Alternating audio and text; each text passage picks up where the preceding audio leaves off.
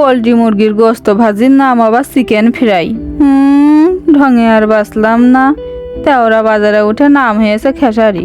যাই হোক, এখন বানাবো 10 মিনিটে চিকেন ফ্রাই। প্রথমে পোলট্রি মুরগির মাংস কেটে চিকন করে নিলাম। তারপর দিয়ে দিলাম একখান মুরগির আন্ডা, থুকু ডিম। তারপর দিলাম জিরা মশলা বাটা, আদা বাটা আর রসুন বাটা আর একটু খানি লবণ, পরিমাণ মতো শুকনো ঝালের গুঁড়ো, হলদির গুঁড়ো আর মাংসের মশলা দিয়ে চামচ দিয়ে ইচ্ছা মতো ঘুইটে ফেলাই দিলাম 5 মিনিটের জন্য রেস্টে। তারপর দিয়ে দিলাম পরিমাণ মতো ময়দা আর কর্নফ্লাওয়ার। তারপর ফেলাই দিলাম হলদির গুঁড়ো, জিরে গুঁড়ো আর শুকনো ঝালের গুঁড়ো আর একটু খানি লবণ দিয়ে শুকনো উপকরণগুলো ভালোভাবে মিশিয়ে নিলাম। তারপর আগে থেকে ম্যারিনেট করে রাখা মাংসগুলো এক একটা করে নিয়ে সেই ময়দার মধ্যে ফেলায়ে ভালোভাবে চেপে নিয়ে ফেলাই দিলাম পানির মধ্যে। ওমা, পরে দেখি কান্না শুরু করেছে। কান্নাকাটি সহ্য না করতে পেরে পানির থেকে উঠে নিয়ে আবার দিলাম ময়দার মধ্যে ছেড়ে।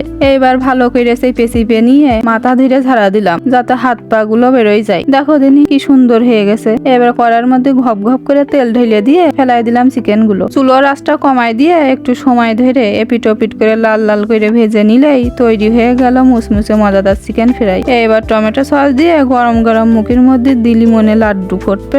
ধন্যবাদ।